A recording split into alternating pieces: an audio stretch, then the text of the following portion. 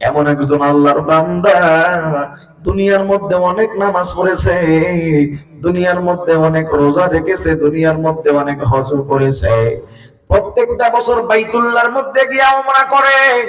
ও মুসলমান, এমন লোক তো আমাদের দেশের মধ্যে আছে, এমন কোন মাস নাই যেই মাসের মধ্যে বাইতুল্লাহ উমরা করে না, এমন কোন বছর নাই যেই বছরের মধ্যে বাইতুল্লাহর মধ্যে যায় না। প্রত্যেকটা বছর বাইতুল্লাহর মধ্যে গিয়ে উমরা পালন করে। আল্লাহর বান্দার অ্যাকাউন্টের মধ্যে উমরা হজের নেকি, আল্লাহর বান্দার অ্যাকাউন্টে কোরআন তেলাওয়াতের নেকি। এই বান্দা আনন্দে আত্মহারা হয়ে যাবে, আমার অ্যাকাউন্টে নামাজের নেকি, আমার অ্যাকাউন্টে যাকাতের নেকি, আমার অ্যাকাউন্টে হজের নেকি, আমার অ্যাকাউন্টে দান সদকার নেকি, আমার অ্যাকাউন্টে কোরআন তেলাওয়াতের নেকি। আল্লাহর বান্দা আনন্দে আত্মহারা। আজকে আল্লাহ পাক রব্বুল আলামিন যখন মিজানের পাল্লার মধ্যে ওজন দিতে বলবে, আমার এত নেকি যখন মিজানের পাল্লার মধ্যে ওজন দিব, তখন অবশ্যই মিজানের পাল্লা, নেকির পাল্লা অবশ্যই ভারী হয়ে যাবে। এই আসলে আর মুসলমান ইমানদার আল্লাহর গোলাম, এই পর্দার অন্তরালের মা, মাইকের আওয়াজ যাদের কান পর্যন্ত যায়, সবাইকে বলি বাবা কথাগুলো দিলের কান দিয়ে বোঝার চেষ্টা করেন। আল্লাহর বান্দা এত নেকি নিয়া যখন ওই মিজানের পাল্লার কাছে যাবে ওজন দেওয়ার জন্য, আল্লাহর একজন বান্দা খুব দ্রুত বেগে চলে যাবে, আল্লাহর কাছে ডাক দিয়া বলবে, আল্লাহ এই বান্দার আমল ওজন করা যাবে না। আল্লাহ পাক বলে, কেন ওজন করা যাবে না? বলে, ওর ব্যাপারে আমার আপনার কাছে নালিশ আছে। আল্লাহ পাক ডাক দিয়া বলবে, গোলাম আমার বান্দার ব্যাপারে কি নালিশ তুমি দিবা? আল্লাহর বান্দা ডাক দিয়া বলবে, আল্লাহ এই দুনিয়ার মধ্যে জোর করে আমার 1% জমি জোর করে দখল করে নিয়েছিল, আমার 1 বিঘা জমি জোর করে দখল করে নিয়েছিল। ও আল্লাহ, আমি দুনিয়ার আদালতের মধ্যে মামলা দিয়েছিলাম, রাষ্ট্র তাদের পক্ষে ছিল, আইনজীবী তাদের পক্ষে ছিল, অনেক চেষ্টা করেছিলাম কিন্তু আমার পক্ষে আইন আসে নাই, আমার পক্ষে রায় আসে নাই। কারণ কর্তৃত্ব, নেতৃত্ব, চেয়ার পাওয়ার সবগুলো তাদের পক্ষে ছিল, এই জন্য দুনিয়ার আদালতের মধ্যে আমার পক্ষে মামলার রায় আসে নাই। আজকে যেহেতু কিয়ামতের ময়দানে ইনসাফের সঙ্গে বিচার হবে, ও আল্লাহ আজকে এই কিয়ামতের ময়দানে আমি আমার জমির হিসাব অবশ্যই এই জায়গার মধ্যে চাই। ও আসলিয়ার মুসলমান, জোরে বলেন তো, কিয়ামতের ময়দানে আল্লাহর বান্দা যখন আল্লাহর এই বান্দার বিরুদ্ধে নালিশ করবে, আল্লাহর কাছে বান্দা যখন জমির জন্য নালিশ করবে, জোরে বলেন তো, কিয়ামতের ময়দানে জমি কি দেওয়া সম্ভব? কথা বলেন, কথা বলেন, জমি ফেরত দেওয়া সম্ভব? একজন আল্লাহর বান্দা খুব দ্রুত বেগে চলে আসবে, আল্লাহকে ডাক দিয়া বলবে, আল্লাহ ওই যে আমার আশুলিয়ার মধ্যে একটা বাড়ি ছিল, জোর করে আমার বাড়িটা দখল করে নিয়েছে, দুনিয়া আদালতের মধ্যে মামলা দিয়েছিলাম কিন্তু আমার পক্ষে আইন আসে নাই, রায় আসে নাই, কারণ সবগুলো তাদের পক্ষে ছিল। আল্লাহ পাক বলবে, দুনিয়ার মধ্যে জোর করে বাড়ি দখল করেছো, আজকে কিয়ামতের ময়দানে বাড়ি দাও। আল্লাহর বান্দা বাড়ি দিতে পারবে না, তাহলে কি করবে? ওই যে নামাজের নেকি, ওই যে যাকাতের নেকি, ওই যে রোজার নেকি, ওই যে হজের নেকি, আল্লাহর বান্দা নেকিগুলা এক এক করে বান্দাগুলাকে দিতে থাকবে। বান্দার হক নষ্ট করার কারণে ও মুসলমান ইমানদার জিন্দেগীর মধ্যে যত নেক আমল করেছিল, সমস্ত নেক আমলগুলো এক পর্যায়ে দিতে দিতে দিতে দিতে আল্লাহর বান্দা নিঃস্ব হয়ে যাবে। কিন্তু বান্দার হক নষ্ট করার কারণে সমস্ত নেকিগুলো যখন শেষ, এখন অনেক আল্লাহর বান্দা তার বিরুদ্ধে আল্লাহর কাছে মামলা দায়ের করবে। আল্লাহ পাক বলবে, বান্দা সমস্ত নেকি তো শেষ, এখন তুমি কি দিবা? মানুষের হক কেন দুনিয়ার মধ্যে তুমি নষ্ট করেছ? শেষ পর্যন্ত ওই বান্দার গুনাহ, এই বান্দার গুনাহ, এই বান্দার এরকম ভাবে মাথার মধ্যে দেওয়া হবে। ও আসলিয়ার মুসলমানের যুবক, আল্লাহর গোলাম, ও পর্দার অন্তরালের মা, যেই বান্দার এত নেকি ছিল, মানুষের হক নষ্ট করার কারণে সমস্ত নেকিগুলা মানুষকে দিতে দিতে এক পর্যায়ে আল্লাহর বান্দা নিঃস্ব হইয়া ওই কিয়ামতের ময়দানে তাকে জাহান্নামের মধ্যে পাঠানো হবে। আল্লাহর পয়গম্বর বলে, সাহাবায়ে কেরামের দল, কিয়ামতের ময়দানে সবচাইতে নিঃস্ব, সবচাইতে অসহায় হলো এই ব্যক্তি যে কিয়ামতের ময়দানে নেকির পাহাড় নিয়ে উঠেছিল, কিন্তু মানুষের হক নষ্ট করার আগুনের মধ্যে চলে গেল। জোরে বলা যায় না নাউজুবিল্লাহ। আল্লাহর কাছে আমরা দোয়া করছি। এই জন্য মানুষের হক কখনো নষ্ট করা যাবে না। আল্লাহর হক নষ্ট করেছেন, আল্লাহ চাইলে আপনাকে ক্ষমা করতে পারে। ও মুসলমান, বান্দার হক নষ্ট করবেন, বান্দা যদি আপনাকে মাফ না করে আল্লাহর দরবারে মাফ পাওয়ার কোনো উপায় নাই। এই জন্য বান্দার হক নষ্ট করা যাবে? কথা বলেন, কথা বলেন, যাবে? আল্লাহ পাক আমাদের সকলকে হেফাজত করুন। সবাই জোরে বলেন আমিন। আলহামদুলিল্লাহ,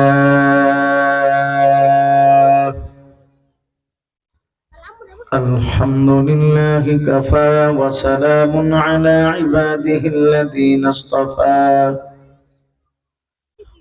أما بعد فأعوذ بالله من الشيطان الرجيم. بسم الله الرحمن الرحيم. يا أيها الذين آمنوا قوا أنفسكم وأهليكم نارا وقودها الناس والحجارة عليها ملائكة غلاظ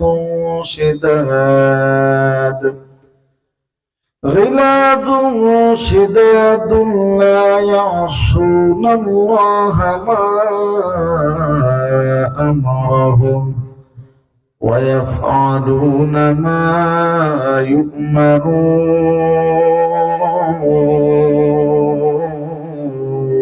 يؤمرون.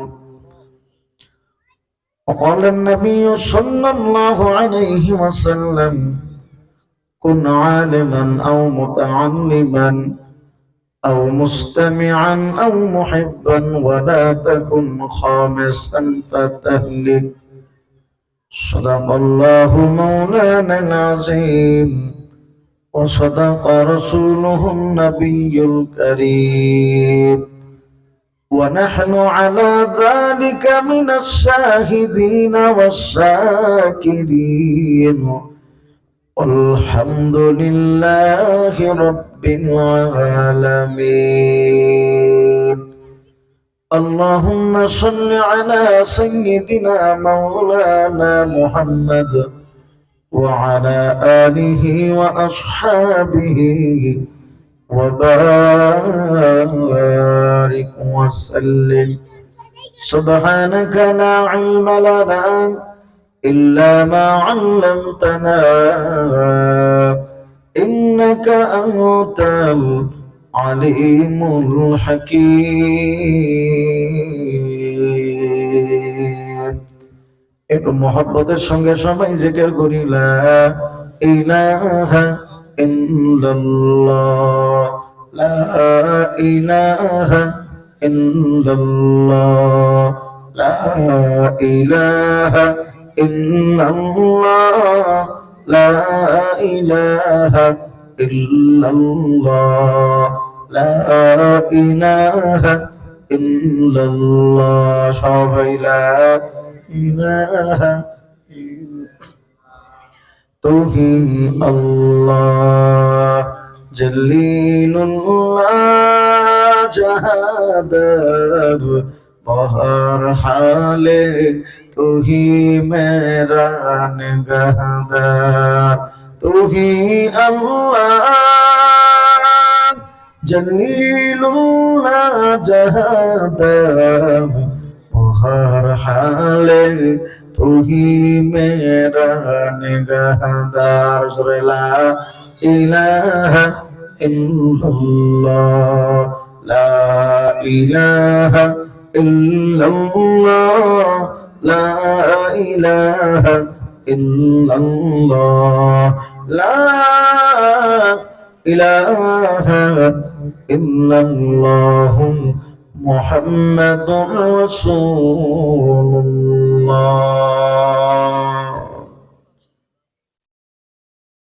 الحمد لمن قدر خيرا وخبالا، الحمد لمن قدر خيرا وخبالا والشكر لمن صور حسنا وجمالا والشكر لمن صور حسنا وجمالا لا زد ولا ند ولا حد لمولاه لا زد ولا ند ولا حد لمولاه الآن كما كان ولم يلق زوالها الآن كما كان ولم يلق زوالا الحمد لله উলফাত উন্নেসা নাহারুল উলুম মহিলা মাদ্রাসা ও আল মাদ্রাসাতুল ইসলামিয়া নূরে মদিনা কর্তৃক আয়োজিত অষ্টম বার্ষিক ওয়াজ মাহফিলের সম্মানিত সভাপতি, আজকের মাহফিলের প্রধান অতিথি, আমন্ত্রিত অতিথিবৃন্দ, আমন্ত্রিত হযরত উলামায়ে কেরাম, অত্র এলাকা এবং পার্শ্ববর্তী এলাকা থেকে আগত সম্মানিত সুধী সমাজ, পর্দার আড়ালের অবস্থানরতা শ্রদ্ধেয় সম্মানিত মা ও বোনেরা, শুকরিয়া জ্ঞাপন করছি সেই মহান রব্বুল আলামিনের দরবারে যে আল্লাহ পাক রব্বুল আলামিন আমাদেরকে বর্তমান সময় সবার ব্যস্ত থাকার কথা, যেহেতু এটা একটা গার্মেন্টস এলাকা, সুতরাং বিভিন্ন ভাইয়েরা অফিস করে, মা বোনেরা অফিস করে, ব্যস্ততার ভিতরে থাকে।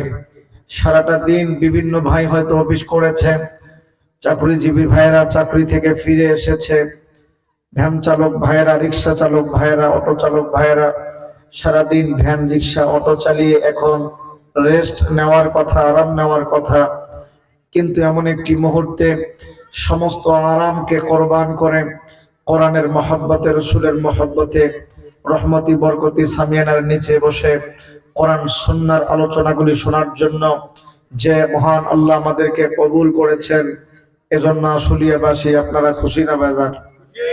সবাইকে একটু আওয়াজ দিয়ে কথা বলতে হবে, জোরে বলেন, এজন্য আপনারা খুশি না বেজার? কম না বেশি? যদি বেশি খুশি হয়ে থাকি, আসুন সবাই মালিকের দরবারে কালিমাতুশ শুকর আদায় করছি। সবাই একসঙ্গে বলছি আমরা আলহামদুলিল্লাহ, আর জোরে বলছি আলহামদুলিল্লাহ। শুরুতেই বলছি খুব লং টাইম কথা বলবো না, স্বল্প সময় কথা বলবো ইনশাআল্লাহ। হয়তো আধা ঘন্টা, 40 মিনিট, 50 মিনিট, আপনারা যদি চান হয়তো আর একটু সময় বাড়তে পারে। আল্লাহর জন্য, কোরআনের জন্য এই 40-50টা মিনিট বসে থাকা যাবে তো ইনশাআল্লাহ? আশুলিয়ার ভাইয়েরা, কবিরপুরের ভাইয়েরা কি বলেন, থাকবেন ইনশাআল্লাহ? আল্লাহ সব ভাইকে তৌফিক দান করেন। একটু সবাই জোরে বলেন তো আমিন। আর একটু গলার আওয়াজ উঁচু করে সবাই জোরে বলেন আমিন। আমার ভাইয়েরা, আপনাদেরকে সুসংবাদ দিতে চাই, যেটা সেটি হলো আমাদের সামনে একেবারে নিকটে এমন একটি মাস আমাদের সামনে অপেক্ষমান, যেই মাসের নাম হলো রমজানুল মুবারক। এই মাসটি হলো মাসের মধ্যে সবচাইতে দামি মাস। সুবহানাল্লাহ, একটু জোরে বলেন। যেই মাসের জন্য রাসূল করিম সাল্লাল্লাহু আলাইহি ওয়াসাল্লাম 2 মাস আগ থেকেই আল্লাহর কাছে দোয়া করেছেন, আল্লাহুম্মা বারিক লানা ফি রজব ওয়া শাবান ওয়া বাল্লিগনা রমাদান। আমরা আলোচনার সূচনাতে আল্লাহর কাছে এই মোবারক মাস রমজান মাসের জন্য দোয়া চেয়ে সামনের দিকে ইনশাআল্লাহ অগ্রসর হব। আল্লাহর কাছে দোয়া করছি এই মোবারক মাস যেন আল্লাহ পাক আমাদের সকলকে নসিব করেন। একটু সবাই জোরে বলেন আমিন। আরো জোরে বলেন, জোরে বলেন আমিন। আমার ভাইরা, যে বিষয়টি নিয়ে আলোচনা করার জন্য ইচ্ছা পোষণ করেছি সেটি হলো, আসলে সব বিষয় আলোচনা করা দরকার, কিন্তু সময় তো অল্প, কোন বিষয় ছেড়ে কোন কথা বলবো। লক্ষ্য করে দেখলাম এটা একটা মহিলা মাদ্রাসা এবং পুরুষ মাদ্রাসা, ছেলে মাদ্রাসা, বালক বালিকা উভয় মাদ্রাসার উদ্যোগে যেহেতু আজকের এই মাহফিল, সুতরাং এইগুলিকে সামনে রেখে আপনাদের সামনে সংক্ষিপ্ত কিছু কথা বলবো। আমার ভাইরা, সবাই বলেন তো, আমরা সবাই মা বাবার হক সম্পর্কে আলোচনা সব সময় শুনি। হক মূলত আমাদেরকে জানতে হবে হক কয় প্রকার। আমরা বলি, সবাই জোরে বলেন তো, হক কয় প্রকার? বলেন হক 2 প্রকার। জোরে বলেন কয় প্রকার? কথা বলেন, হক কয় প্রকার? একটা হলো আল্লাহর হক, আর একটা হলো বান্দার হক।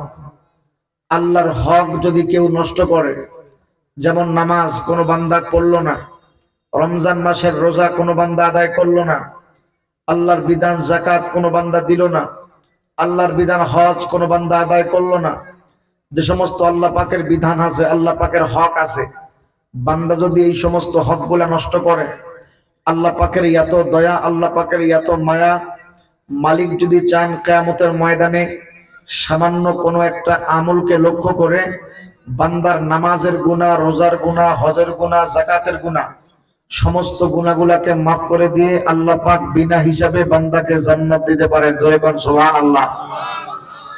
আপনারা সকলেই জানেন, হাদিস শুনেছেন, কিয়ামতের ময়দানে আল্লাহ পাক রব্বুল আলামিন এক বান্দাকে একটা চিরকুট দিয়ে দিবে, বলবে এটাকে তুমি মিজানের পাল্লার মধ্যে দিয়ে দাও। এই চিরকুটটা যখন মিজানের পাল্লার মধ্যে দেওয়া হবে, ওই এত বান্দা জীবনের মধ্যে গুনাহ করেছে, সমস্ত গুনাহের পাল্লাটা হালকা হইয়া এই চিরকুট, এই কাগজটা যেই পাল্লার মধ্যে দেওয়া হবে সেই পাল্লাটা ভারী হয়ে যাবে। বলা হবে এই চিরকুটের মধ্যে কি লেখা ছিল? বলে লেখা ছিল লা ইলাহা ইল্লাল্লাহ মুহাম্মাদুর রাসূলুল্লাহ।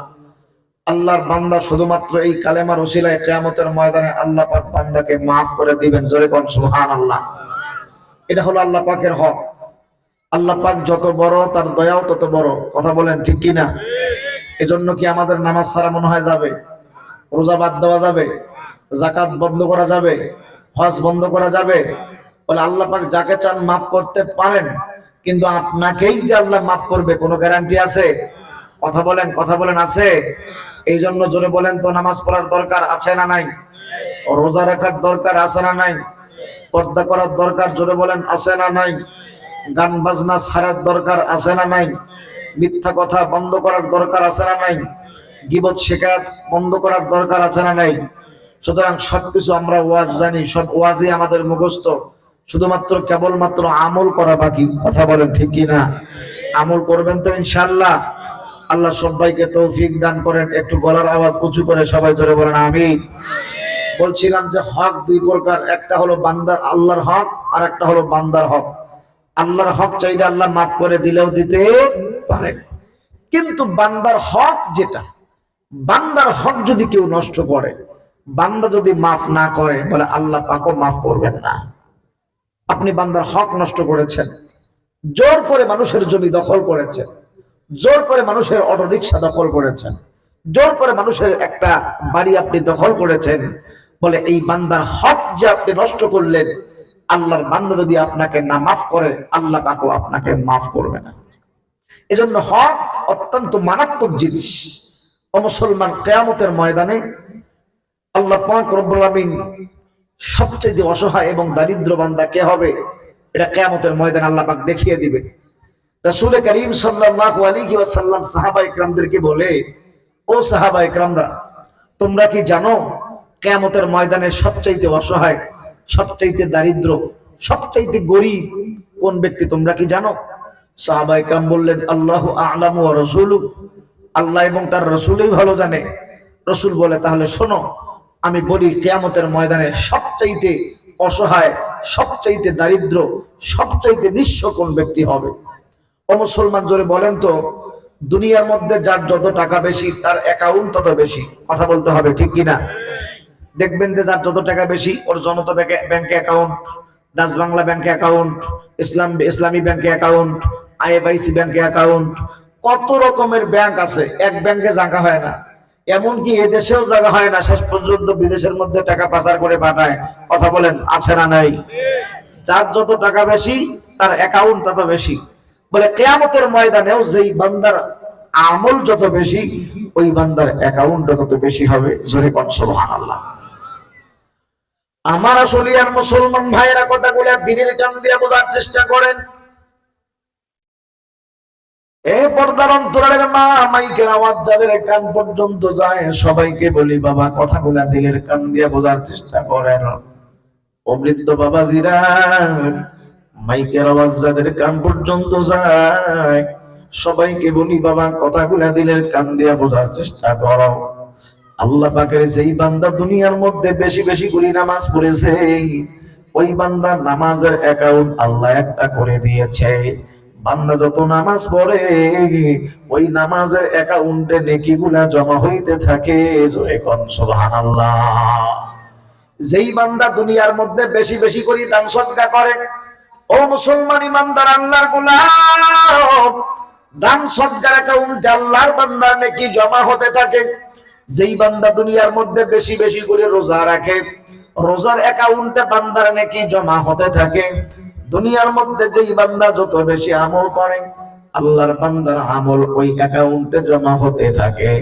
এমন একজন আল্লাহর বান্দা দুনিয়ার মধ্যে অনেক নামাজ পড়েছে, দুনিয়ার মধ্যে অনেক রোজা রেখেছে, দুনিয়ার মধ্যে অনেক হজ করেছে, প্রত্যেকটা বছর বাইতুল্লাহর মধ্যে গিয়ে উমরা করে। ও মুসলমান, এমন লোক তো আমাদের দেশের মধ্যে আছে, এমন কোন মাস নাই যেই মাসের মধ্যে বাইতুল্লাহ উমরা করে না, এমন কোন বছর নাই যেই বছরের মধ্যে বাইতুল্লাহর মধ্যে যায় না। প্রত্যেকটা বছর বাইতুল্লাহর মধ্যে গিয়ে উমরা পালন করে। আল্লাহর বান্দার অ্যাকাউন্টের মধ্যে উমরা হজের নেকি, আল্লাহর বান্দার অ্যাকাউন্টে কোরআন তেলাওয়াতের নেকি। এই বান্দা আনন্দে আত্মহারা হয়ে যাবে। আমার অ্যাকাউন্টে নামাজের নেকি, আমার অ্যাকাউন্টে যাকাতের নেকি, আমার অ্যাকাউন্টে হজের নেকি, আমার অ্যাকাউন্টে দান সদকার নেকি, আমার অ্যাকাউন্টে কোরআন তেলাওয়াতের নেকি। আল্লাহর বান্দা আনন্দে আত্মহারা। আজকে আল্লাহ পাক রব্বুল আলামিন যখন মিজানের পাল্লার মধ্যে ওজন দিতে বলবে, আমার এত নেকি যখন মিজানের পাল্লার মধ্যে ওজন দিব, তখন অবশ্যই মিজানের পাল্লা, নেকির পাল্লা অবশ্যই ভারী হয়ে যাবে। এই আসলে আর মুসলমান ইমানদার আল্লাহর গোলাম, এই পর্দার অন্তরালের মা, মাইকের আওয়াজ যাদের কান পর্যন্ত যায়, সবাইকে বলি বাবা কথাগুলো দিলের কান দিয়ে বোঝার চেষ্টা করেন। এই আল্লাহর বান্দা এত নেকি নিয়া যখন ওই মিজানের পাল্লার কাছে যাবে ওজন দেওয়ার জন্য, আল্লাহর একজন বান্দা খুব দ্রুত বেগে চলে যাবে, আল্লাহর কাছে ডাক দিয়া বলবে, আল্লাহ এই বান্দার আমল ওজন করা যাবে না। আল্লাহ পাক বলে, কেন ওজন করা যাবে না? বলে, ওর ব্যাপারে আমার আপনার কাছে নালিশ আছে। আল্লাহ পাক ডাক দিয়া বলবে, গোলাম আমার বান্দার ব্যাপারে কি নালিশ তুমি দিবা? আল্লাহর বান্দা ডাক দিয়া বলবে, আল্লাহ এই দুনিয়ার মধ্যে জোর করে আমার 1% জমি জোর করে দখল করে নিয়েছিল, আমার 1 বিঘা জমি জোর করে দখল করে নিয়েছিল। ও আল্লাহ, আমি দুনিয়ার আদালতের মধ্যে মামলা দিয়েছিলাম, রাষ্ট্র তাদের পক্ষে ছিল, আইনজীবী তাদের পক্ষে ছিল, অনেক চেষ্টা করেছিলাম, কিন্তু আমার পক্ষে আইন আসে নাই, আমার পক্ষে রায় আসে নাই। কারণ কর্তৃত্ব, নেতৃত্ব, চেয়ার পাওয়ার সবগুলো তাদের পক্ষে ছিল। এই জন্য দুনিয়ার আদালতের মধ্যে আমার পক্ষে মামলার রায় আসে নাই।